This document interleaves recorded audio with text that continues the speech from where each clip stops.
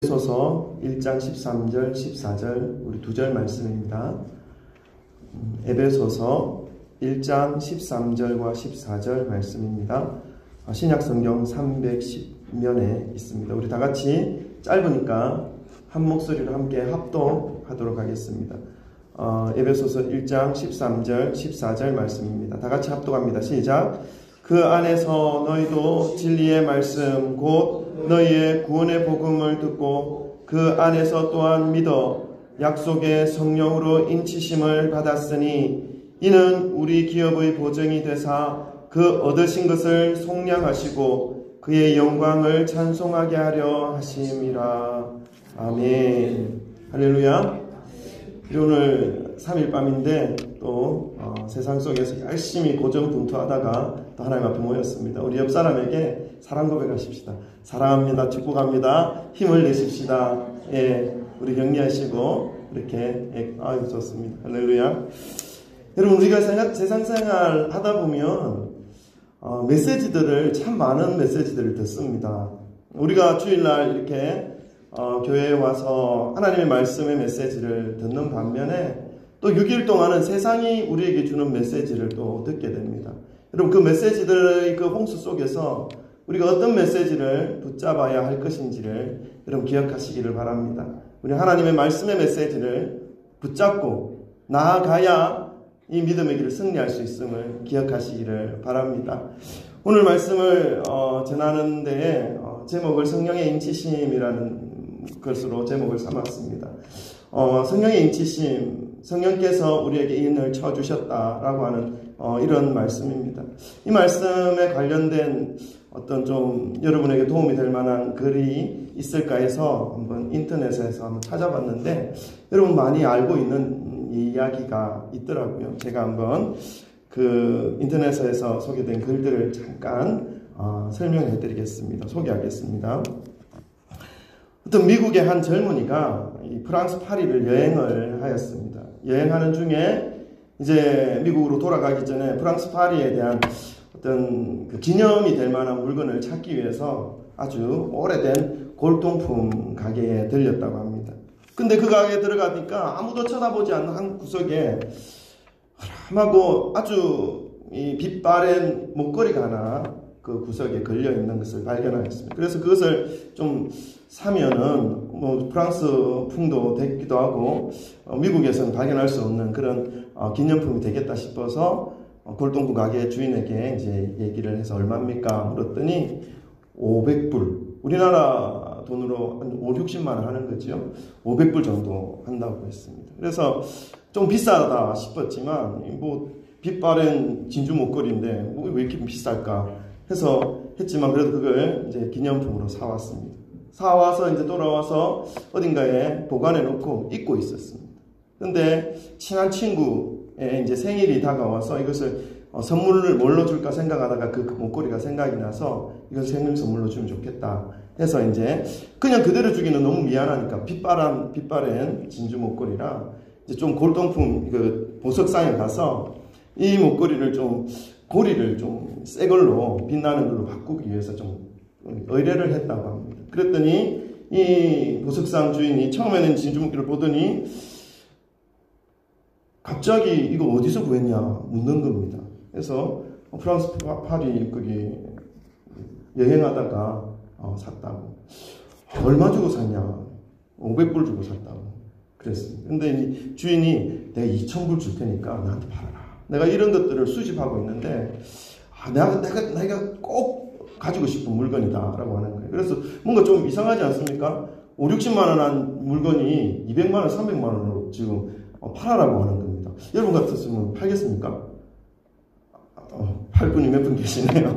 네, 그래서 이 청년이 이건 선물 줄 거니까 안 팔 거라고 나오는데 이 보석상 주인이 아니 2만 불 줄 테니까 2만 불 줄 테니까 나에게 팔아라 그러는 겁니다.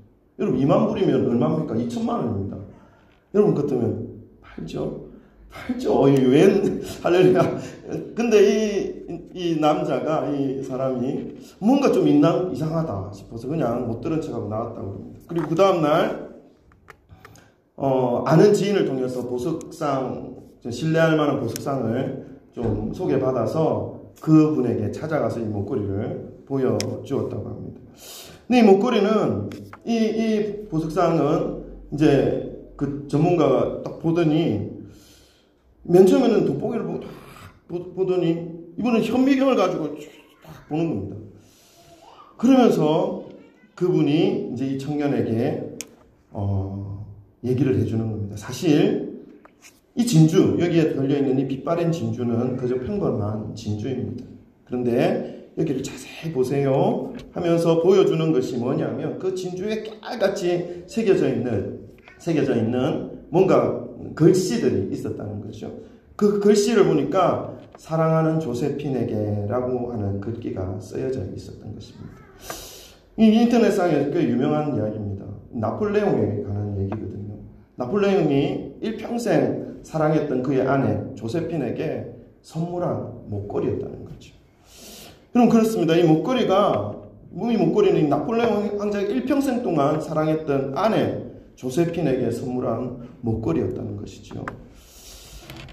인터넷에서 발견한 글의 내용이지만 신앙생활을 하는 우리에게 참 소중한 것을 가르쳐주고 있는 글이다라는 생각이 들어서 한번 인용해 보았습니다. 빛바랜 오래된 진주 목걸이. 이 진주 목걸이는 그 자체만으로는 불과 몇십 불의 가치밖에 되진 않습니다. 그러나 그 진주에 새겨져 있는 글씨, 나폴레옹의 그 친필 사인 때문에 이 진주 목걸이는 보통 사람들이 상상할 수 없는 가치를 가지고 있는 것이지요. 여러분 질문 하나 하겠습니다. 이 빛바랜 진주가 비쌉니까? 거기에 적혀있는 글씨가 비싼 겁니까? 다 따라오고 계시군요. 할렐루야, 감사합니다. 맞습니다. 빛바랜 진주의 가치는 몇십 불. 그러나 그 진주에 새겨져 있는 그 글귀는 가치로 표현할 수 없는 큰 가치가 있다는 것이죠. 넓고 오래된 진주의 가치보다는 그 진주에 기록되어져 있는 그 서명이 훨씬 더 큰 가치를 가지고 있다는 것입니다. 사랑하는 성도 여러분, 오늘 우리가 함께 읽었던 이 말씀 중에도 이 낡은 진주 목걸이에 기록된 그 서명으로 인해 무한한 가치를 가질 수 있게 한 것과 같은 그러한 존재가 있다라고 말씀해주고 있습니다. 있는지 없는지 우리 한번 확인해 볼까요? 13절 말씀 우리 한번 정신을 차리시고 우리 같이 한번 읽겠습니다. 그 진주에 새겨져 있는 그 글씨보다 글씨와 같은 것이 있다는 것을 말씀하고 있는 것입니다. 13절 다 같이 읽습니다. 시작. 그 안에서 너희도 진리의 말씀 곧 너희의 구원의 복음을 듣고 그 안에서 또한 믿어 약속의 성령으로 인치심을 받았으니 아멘. 그럼 우리 한번 따라해 볼까요? 나는 성령의 인치심을 받았다. 아멘. 믿으십니까? 아멘. 우리 옆 사람에게 좀 고백해 드릴까요? 여러분, 당신은 성령의 인치심을 받았습니다. 시작. 아멘. 기분 나쁩니까? 아멘. 여러분, 성령의 인치심을 받았다는 그 의미가 오늘 나폴레옹에 기록한 그 보석에 안에 기록한 그 내용의 글씨임을 여러분 기억하시기를 바랍니다. 오늘 말씀을 통해서 하나님께서 우리에게 성령으로 인치셨다라고 말씀하고 있습니다. 그 성령의 인치심의 의미가 무엇인지 오늘 우리가 함께 살펴보고자 하는 것입니다. 성령님의 조명하심으로 깨닫는 은혜가 여러분에게 임하시기를 축원합니다. 여러분, 우리가 이 땅에서 살아갈 때에 사실은 우리의 가치를 잘 모르고 살아갈 때가 참으로 많이 있습니다. 그래서 하지 말아야 할 일들도 하고 가지 말아야 할 곳도 참 많이 가고 먹지 말아야 할 것들도 참 많이 먹고 살아가고 있습니다. 제가 이런 것들을 이제 어떨 때 가장 많이 느끼냐면 요즘은 청소년들 아이들 보면 너무 이쁘지 않습니까? 저희 애도 2명이 그러고 보니까 3명이 10대네요. 제가 10대 3명을 키우고 있습니다. 어쨌든 청소년들이 보면은 너무 이쁘고 너무 발랄하고 좋은데 가끔 제가 좀 마음이 아플 때가 있습니다. 그때 언제냐면 너무 그 자체가 이쁘고 그 자체가 소중하고 그 자체가 아름다운데 입에 찌 잡아먹은 듯이 빨갛게 칠하면서 쟤는 처녀죠. 이 아가씨인지 학생인지 모를 그를 어떤 자신의 치장하고 돌아다니는 아이들, 학생들의 모습을 볼 때 제 마음이 좀 많이 아파요. 그렇지 않아도 너무 이쁘고 아름답고 너무나 뭐라고 표현합니까? 어쨌든 소중한데, 그래서 저희 둘째도 이제 딸내미 아니겠습니까? 딸. 그래서 가끔 거울을 보면서 막 꾸밉니다. 제가 그때마다 뭐라고 얘기해 주는지 압니까? 희원아, 세상에 이쁜 애들 너무 많다. 니는 이쁨으로 승부하면 안 된다. 니는 믿음으로 승부해야 된다. 이렇게 이제 얘기를 해주죠.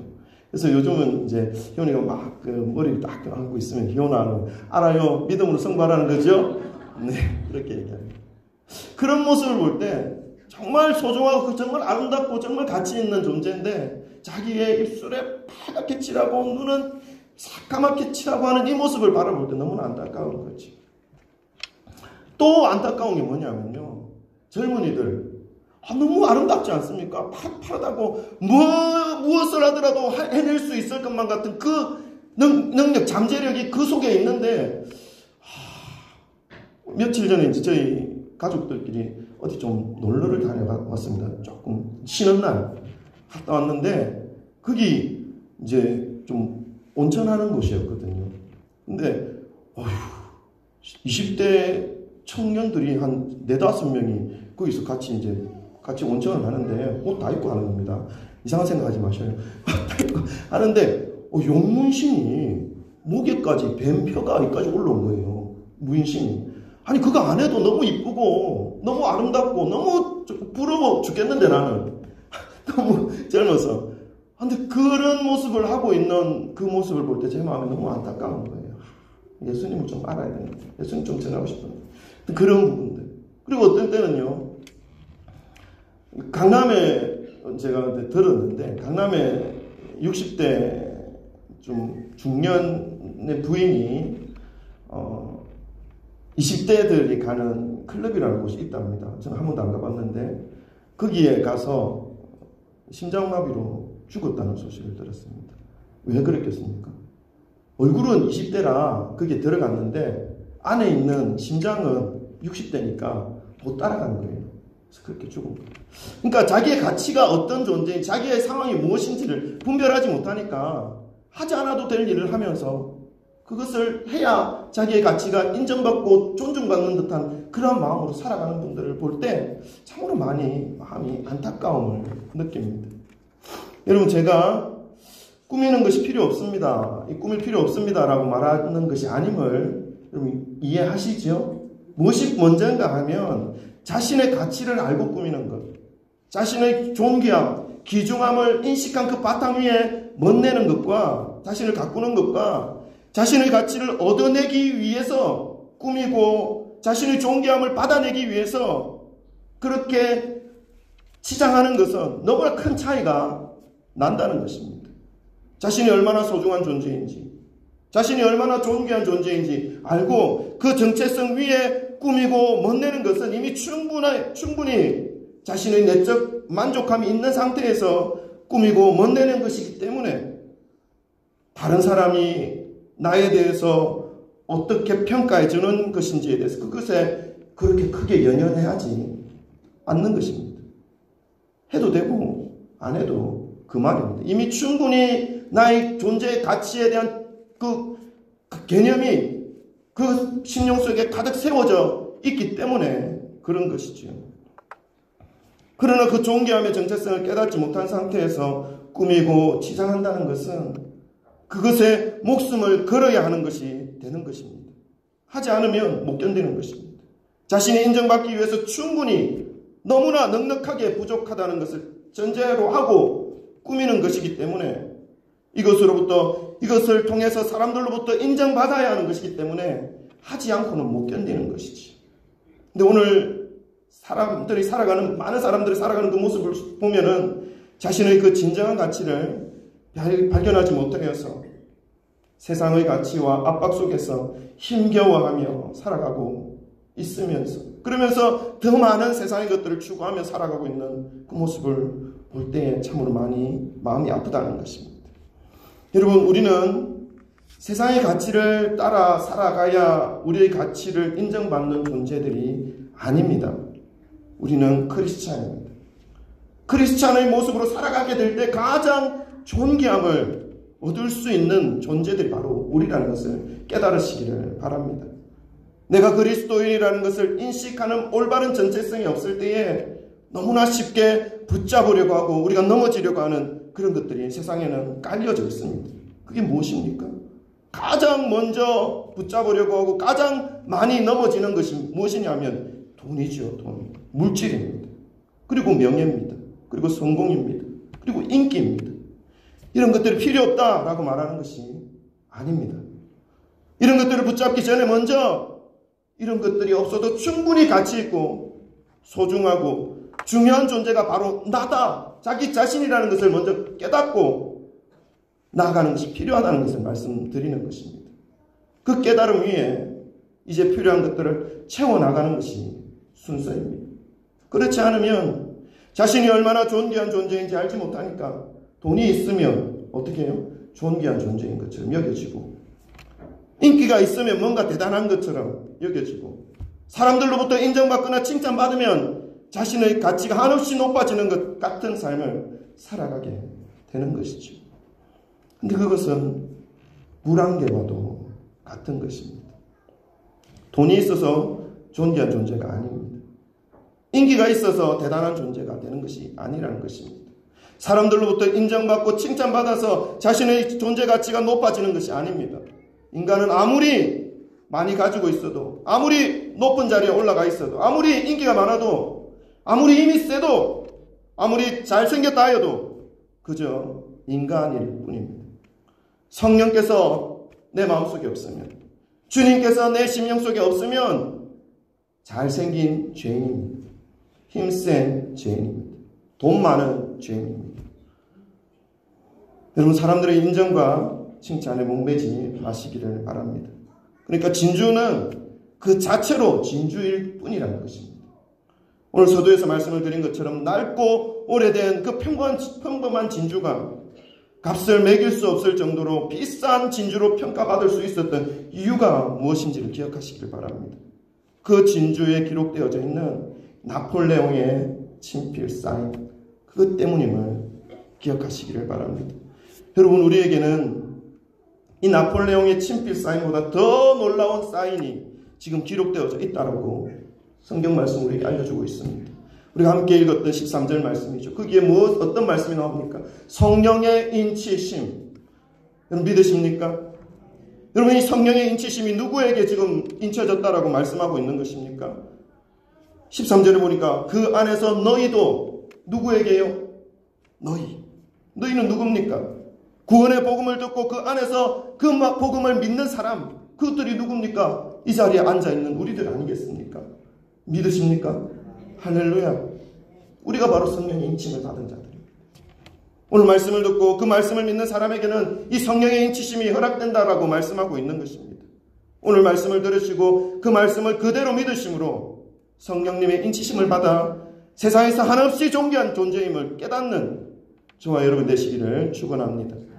여러분, 이 인치심에는 두 가지 의미가 있습니다. 첫 번째는요, 소유의 의미가 있습니다. 옛날 고대 사회에서는 이 계급이 명확했지 않습니까? 주인에게 많은 것들이 있었습니다. 가축도 있었고 종들도 있었습니다. 그래서 그 가축과 종들이 나의 것인지 우리 집안의 가축인지 우리 집안의 종인지 구분해 놓을 필요가 있었던 거죠. 그래서 이마에 인을 칩니다. 이거는 정씨 거, 이거는 박씨 거, 이거는 이씨 거, 그래서 다 쳐놓습니다. 그래서 이게 우리 종인 것 같고 남의 종인가 구분할 때 이제 인을 보는 거죠.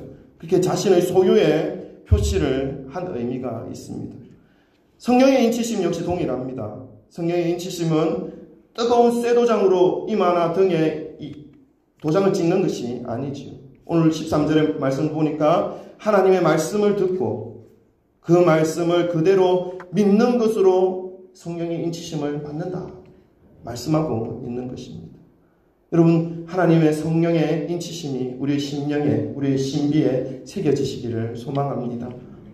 그리고 사실 이 하나님의 말씀을 듣고 믿는다는 것도 사실은 엄격하게 놓고 보면 우리가 하는 능동적인 행위가 아닙니다. 성령께서 선택해 주시고 그 마음을 열어주셔서 지금 선포되어지는 이 하나님의 말씀이 살아계신 진리의 말씀으로 믿게 해 주셔야 우리가 믿어지는 존재인 것을 여러분 기억하시기 바랍니다. 그래서 내가 살아계신 하나님의 말씀을 듣고 믿게 되어서 존귀한 존재가 되었다라고 해서 어깨에 힘들어갈 이유가 전혀 없습니다. 그저 감사할 뿐인 거죠. 왜요? 하나님이 해주신 거예요. 100%. 나의 것은 없으니까. 오늘 이 말씀이 믿어지신다면 여러분의 심령에 하나님의 성령의 인치심을 새겨졌음을 믿으시기 바랍니다. 성령의 인치심을 받은 그 사람은요, 그 심령 속에, 그 영혼 속에, 그 삶 속에 하나님의 친필 사인을 가지고 있는 사람입니다. 하나님의 소유가 되었다는 것을 의미합니다. 여러분 자신이 하나님의 소유임을 믿으시기를 바랍니다. 아멘. 아멘. 아멘. 아멘. 조금 더 크게 해주시면 제가 더 힘있게 할 수 있을 것 같은데. 괜찮습니다. 그래도 끝까지 합니다. 여러분, 하나님이 여러분을 하나님 소유 삼으신 것을 믿으십니까? 여러분 심령 속에 성령의 인치심이 존재하다는 것을 이제 이 시간부터 기억하시기를 소망합니다. 우리 조금 뛰어넘었어요. 두 번째 성령의 인치심의 의미입니다. 그것은 보호와 축복의 개념을 가지고 있습니다. 오늘 본문 말씀 14절 말씀 우리 다 같이 한번 읽어보겠습니다. 14절 말씀입니다. 다 같이 읽습니다. 시작. 이는 우리 기업의 보증이 되사 그 얻으신 것을 속량하시고 그의 영광을 찬송하게 하려 하심이라. 아멘. 여러분, 성령의 인치심은 저와 여러분에게 하나님께서 친히 너는 내 것이야 라고 하는 사인을 해주신 표시입니다. 그 사인에는 소유에 대한 개념뿐만이 아니라 오늘 14절 말씀에 기록되어 있는 것처럼 보호해 주시고 축복해 주시겠다는 그러한 의미도 그 성령의 인치심 속에 있음을 여러분 기억하시기를 바랍니다. 14절의 말씀에 이는 우리의 기업의 보증이 되사라고 하는 말씀이 있습니다. 이 말씀의 의미가 무엇인지 우리가 살펴보기를 원합니다. 여기에 사용된 이 보증이라는 단어는요, 헬라어로 아라본이라는 단어를 썼습니다. 이것은 상업적인 거래를 할 때 주고받는 것을 주고받는 단어인데요. 그 뜻이 오늘날 보증금, 저당물, 담보, 좀 더 최근에 나타난 단어를 좀 붙이면요, 신용이라는 말로 우리가 이해할 수 있습니다. 그러니까 성령의 인치심은 성령께서 우리의 담보물이 되어주신다는 것입니다. 성령께서 우리에게 우리의 저당물이 되어주신다는 것입니다. 성령께서 우리의 신용이 되어주신다는 것입니다. 이 말씀은 성령의 인치심이 우리에게 어떤 의미를 가지고 있는 것인지에 대해서 정확하게 말씀해주고 있는데요. 그것은 우리에게 무엇인가를 확실하게 해주시겠다라고 하는 의미가 성령의 인치심 속에 있다는 것입니다. 그것이 무엇인가 하면요, 우리가 하나님으로부터 받을 기업이라는 것을 말씀해주고 있습니다. 이 기업이 무엇입니까? 이 기업은요, 하나님으로부터 받을 모든 축복을 의미합니다. 하나님으로부터 받을 모든 축복이 이 기업이라는 말 속에 포함되어 있습니다. 이 땅에서 주님의 소유로서 누릴 수 있는 은혜와 축복뿐만 아니라 영원한 소망, 천국 영생을 받을 수 있는 그 보증, 확실한 신용이 성령의 인치심 속에 우리에게 주어진다는 것을 의미하고 있는 것입니다. 성령께서 우리의 기업의 보증이 되신다는 그 의미는요, 이제 믿음을 가지고 살아가면서 펼쳐질 앞으로의 우리의 미래의 상황들, 미지의 상태들, 미래의 어떤 상황이 우리 앞에 펼쳐질지 모르지 않습니까? 기쁨과 소망과 행복의 순간이 펼쳐질 뿐만 아니라 모든 절망의 순간, 고통의 순간, 허탈함의 순간, 혼돈의 순간, 상실의 순간, 그 가운데 있다 할지라도 어떤 상황 속에서도 저와 여러분의 인생 속에서 누리게 될 영광스러운 하나님의 약속이 실제적인 삶 속에서 보장되어지었다라는 것을 의미하고 있습니다. 그래서 이제는 세상 사람들의 그 인기와 평가에 목숨을 걸지 않을 수 있게 되는 것이지요.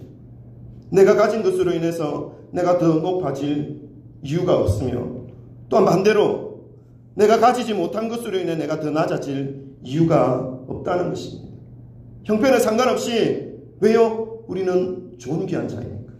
성령의 인치심으로 우리는 이미 충분히 다른 어떤 것과도 비교할 수 없을 만큼 충분히 가치 있고 존귀한 자로 인정되어졌기 때문에, 보정되어졌기 때문에, 보증표가 우리에게 주어졌기 때문에 우리는 다른 것을 찾을 이유가 없다는 것입니다.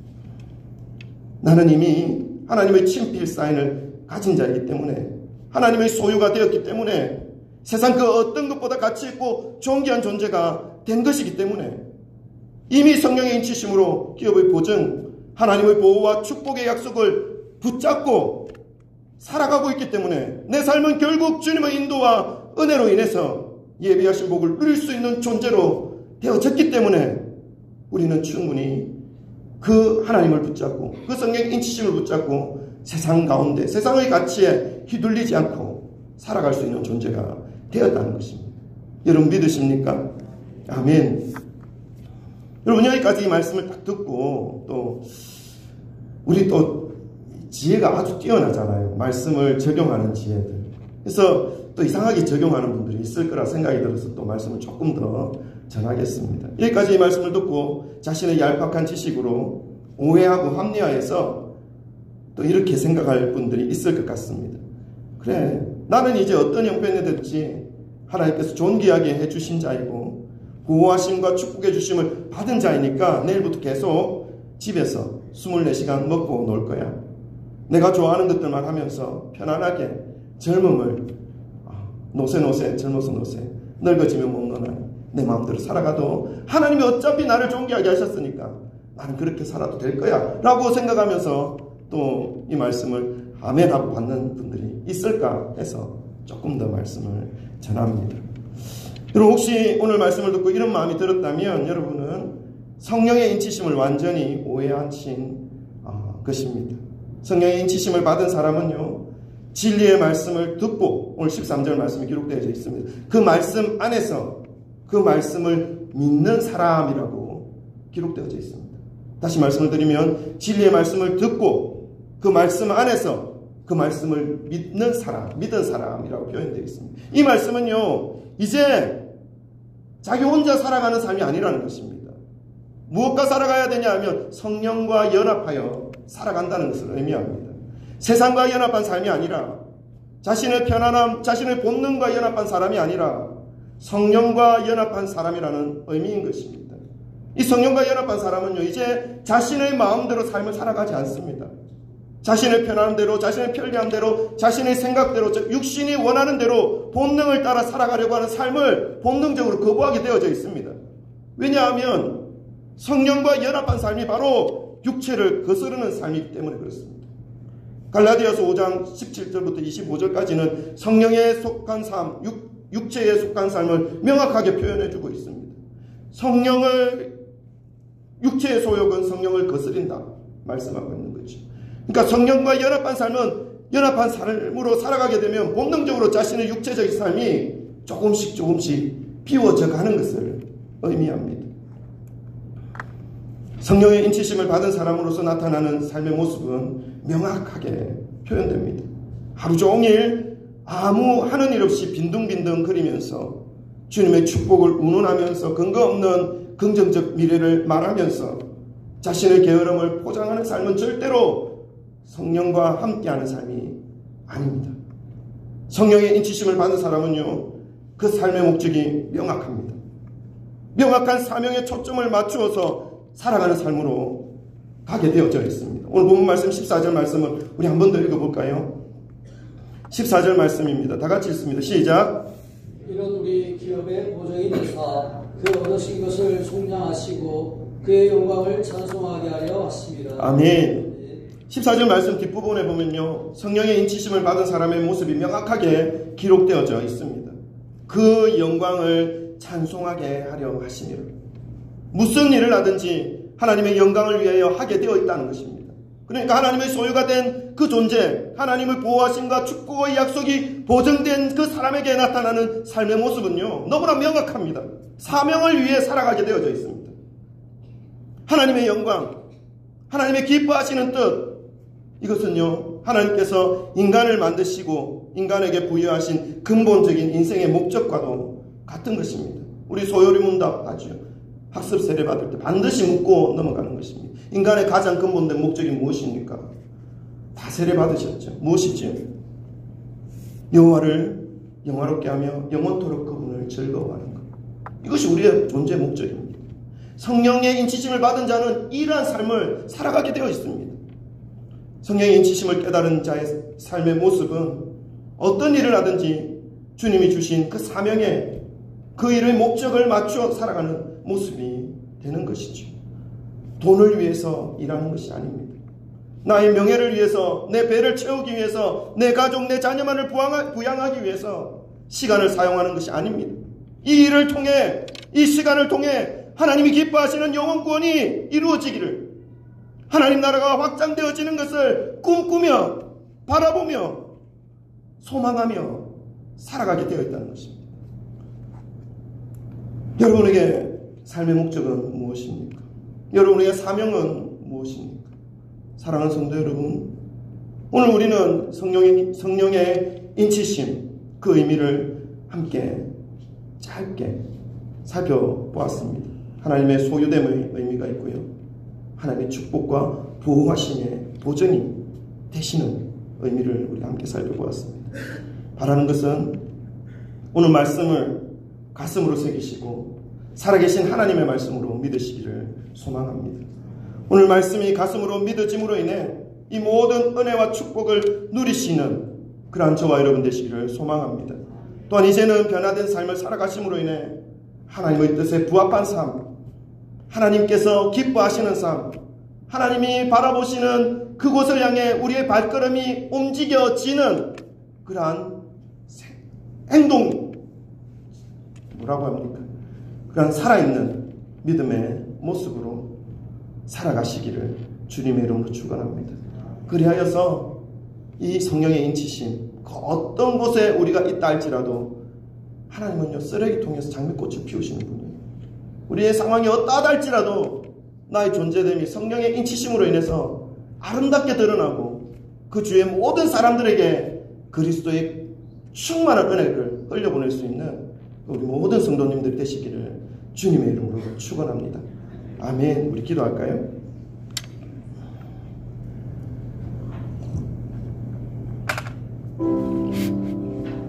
우리 오늘 주신 말씀 기억하기를 원합니다.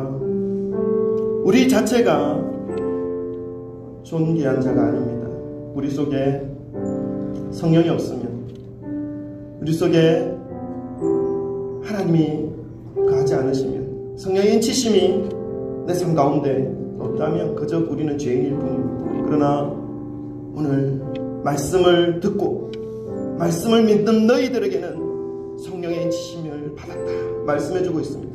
우리의 심령 속에 하나님 이 성령의 인치심을 잃어버리는 자 되지 않게 해주옵소서. 날마다 주의 말씀 듣게 하시고, 날마다 들은 그 말씀을 믿게 하시고, 날마다 그 말씀으로 내 삶이 하나님의 기뻐하시는 그 삶으로 변화되어져 가는 삶으로 살아갈 수 있도록 하나님 도와주옵소서. 우리 말씀을 이미 말씀 붙잡고 내 삶